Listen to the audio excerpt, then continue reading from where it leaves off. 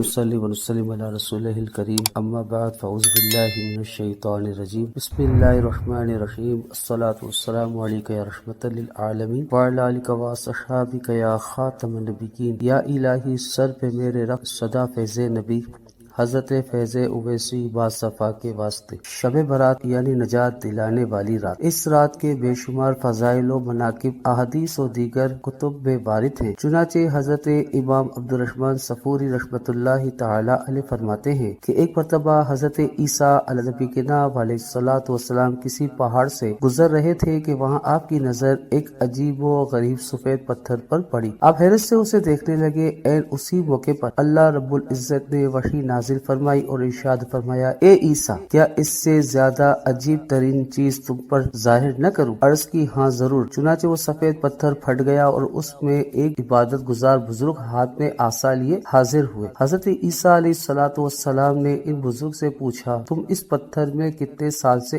عبادت میں مصروف ہو؟ بزرگ نے کہا 400 سال سے۔ یہ سن کر حضرت عیسیٰ علیہ الصلوۃ والسلام نے اللہ رب العزت کی بارگاہ میں عرض کی کہ اے اللہ، میرا یہ گمان ہے کہ اس بندے سے زیادہ عبادت گزار کوئی بندہ نہ ہوگا۔ اللہ تبارک و تعالیٰ نے ارشاد فرمایا، اے عیسیٰ، میرے محبوب حضرت محمد مصطفیٰ صلی اللہ تعالی علیہ وسلم کے امتی کا شعبان کی 15ویں شب میں 2 رکعت پڑھ لینا اس کی 400 سال کی عبادت سے افضل ہے۔ یہ نزہۃ المجالس کی جلد اول میں مذکور ہے۔ اس واقعے سے شعبان المعظم کی 15ویں شب کی عظمت کا اندازہ لگایا جا سکتا ہے۔ حضرت علی کرم اللہ تعالی وجہ الکریم نے ارشاد فرمایا کہ جب شعبان کی 15ویں شب ہو، رات کو قیام کرو، دن کو روزہ رکھو، کیونکہ اللہ رب العزت اس رات سورج غروب ہوتے ہی آسمانی دنیا کی طرف متوجہ ہوتا ہے اور فرماتا ہے، کون ہے مجھ سے مغفرت طلب کرے میں اس کی مغفرت کروں؟ کون ہے جو مجھ سے رزق طلب کرتا ہے کہ میں اس کو رزق دوں؟ کون مبتلا مصیبت ہے کہ میں اسے عافیت دوں؟ اسی طرح صبح تک یہ ارشاد ہوتا رہتا ہے۔ حضور نبی کریم صلی اللہ تعالی علیہ وسلم نے ارشاد فرمایا، اے حمیرہ، جو حضرت عائشہ صدیقہ رضی اللہ تعالی عنہ کا لقب ہے، کیا تم نہیں جانتی ہو کہ یہ شب شعبان المعظم کی 15ویں شب اللہ رب العزت بنی قلب کی بکریوں کے بالوں کے برابر گناہوں کو دوزخ سے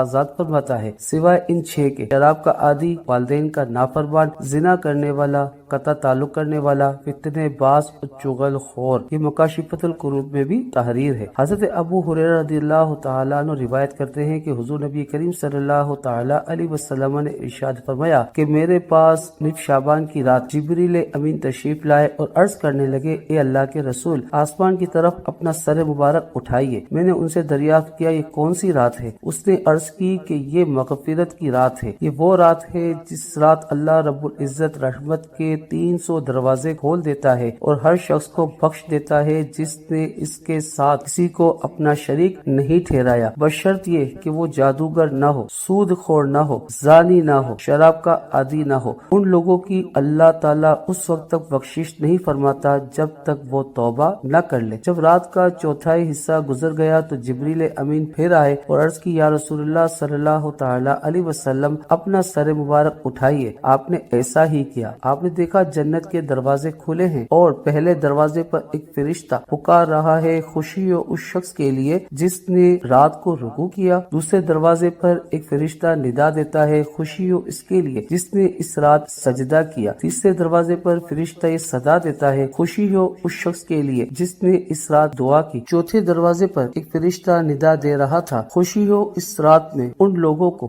جو ذکر کرنے والے ہیں۔ پانچویں دروازے پر فرشتہ پکار رہا تھا، خوشی ہو اس کے لیے جو اللہ کے خوف سے اس رات رویا۔ چھٹے دروازے پر فرشتہ پکار رہا تھا کہ اس رات کے تمام مسلمانوں کو خوشی ہو، اور ساتویں دروازے پر فرشتہ ندا دے رہا تھا، کوئی مانگنے والا اس کی آرزو اور طلب پوری کی جائے۔ آٹھویں دروازے پر فرشتہ پکار رہا تھا، کیا کوئی معافی کا طلبگار ہے، اس کے گناہ معاف کیے جائے۔ حضور نبی کریم صلی اللہ تعالی علیہ وسلم ارشاد فرماتے ہیں کہ میں نے جبریل سے کہا، یہ دروازے کب تک کھلے رہیں گے؟ جبریل نے کہا، اول شب سے طلوع فجر تک۔ مزید کہنے لگے کہ اس رات دوزخ سے رہائی پانے والی جماعت کی تعداد بنو قلب کی بکریوں کے بالوں کے برابر ہوگی۔ یہ رات شب برات کے نام سے موسوم ہے۔ اس رات کو رحمت الہی کا اہل دنیا پر نزول ہوتا ہے۔ اللہ کے بندے اس رات میں رحمتیں لوٹتے ہیں اور اللہ رب العزت لوٹنے والوں کو اتنا نواز دیتا ہے جو انسانی حوصلوں دلوں کی وسعت سے بھی کہیں زیادہ ہوتا ہے۔ عالم ملکوت سے رحمت کے فرشتے اس شب کو دنیا میں نازل ہوتے ہیں اور عبادت گزاروں کو تلاش کرتے ہیں، جس سے جو ممکن ہو وہ اپنے طور پر اسے عبادت میں گزارنے کی کوشش کرے۔ بس اتنا یاد رہے کہ یہ رات غفلت میں نہ گزرے۔ 14 اور 15 شعبان 2 دن روزے رکھنے کی کوشش کریں۔ نامہ اعمال کے پہلے دن کی ابتدا اور آخری دن کی انتہا روزے سے ہو۔ ایک لاجواب نسخہ حاضر خدمت ہے کہ جس نے اس پر عمل کیا اس کی دین و دنیا کے ساتھ ساتھ آخرت بھی سمر جائے گی انشاءاللہ الکریم۔ 2 رکعت نفل، پہلی رکعت میں سورہ فاتحہ کے بعد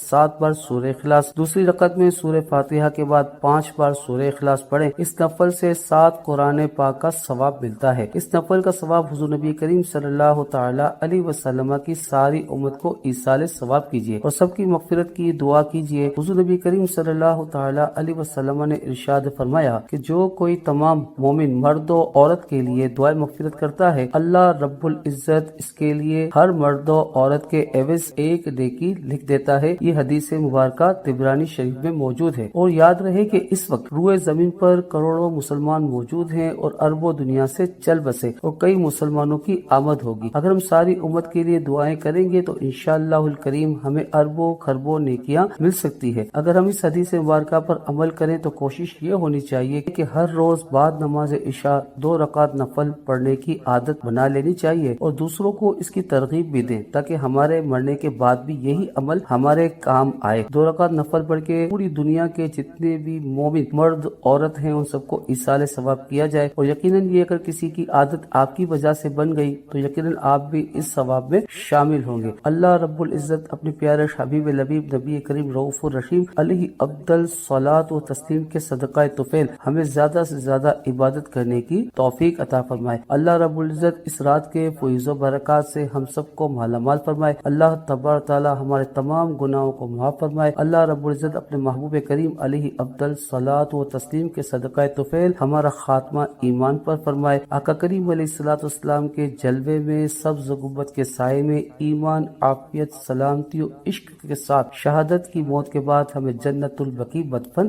عطا فرمائے۔ زندگی بخش دے شان کی، موت دے ایمان کی۔ وآخر دعوانا الحمدللہ رب العالمین۔